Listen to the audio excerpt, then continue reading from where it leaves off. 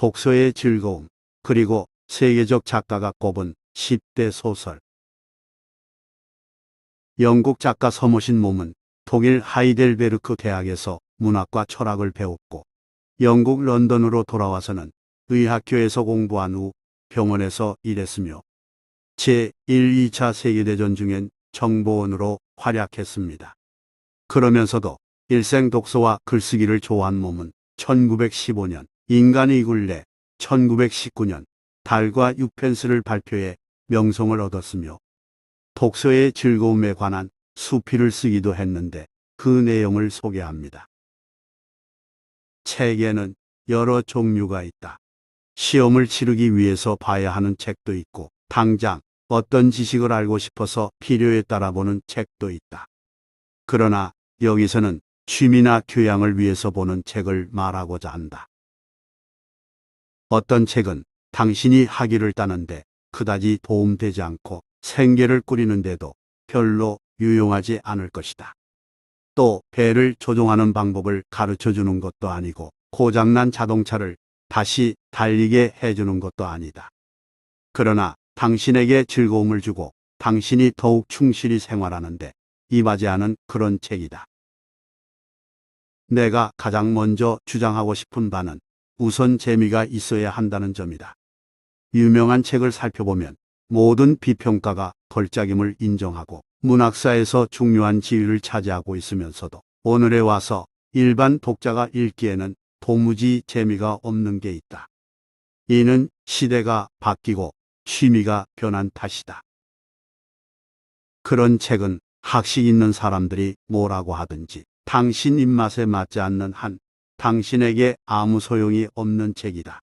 실제로 책 비평의 역사를 보면 인류 비평가조차 평가를 잘못한 사례가 적지 않으므로 그들의 추천을 그대로 받아들여야 할 까닭은 없다. 당신이 지금 보고 있는 책이 어떤 가치를 지니고 있느냐 여부는 전적으로 당신 자신에게 달려있음을 잊지 말아야 한다. 지금 내가 여기서 책을 추천하는 경우도 마찬가지다. 내 딴에는 누군가에게 마음의 양식이 될 만한 책을 고르거나 혹은 내가 이런 사람이 된 배경에 그 책에 대한 독서가 있었다고 이야기하겠지만 그렇다고 해서 당신이 반드시 내 의견에 찬성하리라 바라지는 않는다. 무슨 책이든지 당신이 읽다가 재미를 느끼지 못할 때는 아무 망설임 없이 중단해도 무방하다. 다만 새삼스럽게 말할 필요는 없지만 독서의 즐거움은 관능을 만족시키는 데 있는 게 아니고 지성을 만족시키는 데 있다는 사실을 확실하게 알아두어야 한다.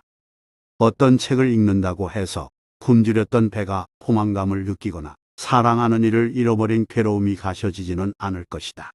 거기까지 주장할 생각은 없다. 그러나 독서의 즐거움은 젊어서나 늙어서나 마음껏 충족할 수 있고 언제든지 적당한 시간에 이용할 수 있으며 다른 오락처럼 상대가 있어야만 하는 불편이 없다. 그리고 독서는 인생의 온갖 불행에 대해서 우리를 보호해주고 위로해주는 아름다운 피난처를 제공해줄 때가 종종 있다. 베스트셀러로는 어떤 책이 있을까? 나는 세계 문학에서 다음 작품 10편을 최고 베스트셀러로 선정한다.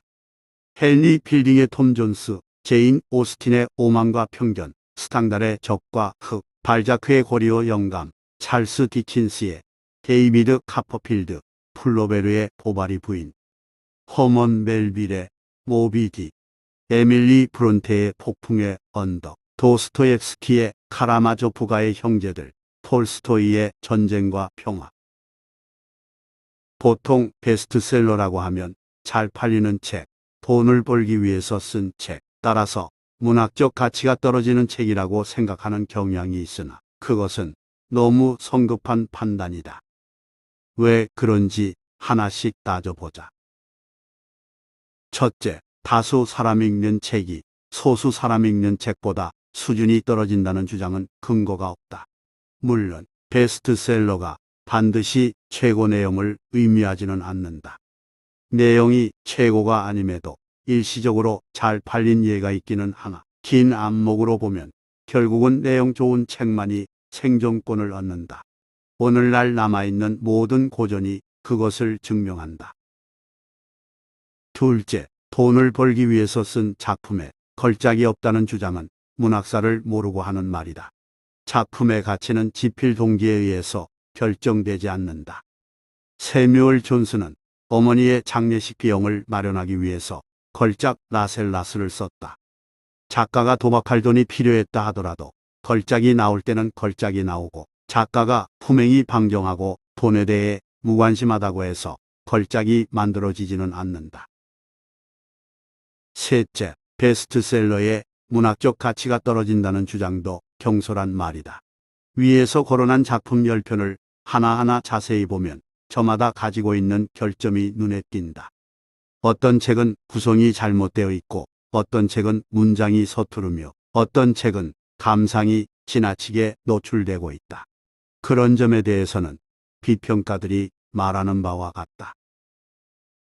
그러나 이들 10편의 작품은 독자로 하여금 그런 결점을 잊어버리고 마지막까지 몰두하게 만드는 매력을 가지고 있다. 바꿔 말하자면 인간이 이 세상에서 살아가는 한, 절대적으로 우리들의 흥미를 끄는 문제, 영원한 인생의 주제를 그 속에 지니고 있다. 거기에 불면의 매력이 있는 것이다. 그렇지만 나 자신도 최근의 베스트셀러에 대해서는 자신 있게 말할 수 없다. 새로 나온 책에 대해서는 누가 뭐라고 칭찬해도 2, 3년 동안은 소문에 끌려가지 않기로 작정했다. 그러므로 앞서 언급한 명작 소설 10편만 강력하게 추천한다. 한편 서머신 몸의 자서전적 소설 인간의 굴레는 판매량에 비해 출간 당시엔 별로 인정받지 못했다가 후에 대작으로 재평가받았으니 명작이 될지는 길게 봐야 하는가 봅니다. 좋아요 및 구독은 영상 제작에 큰 힘이 됩니다. 고맙습니다.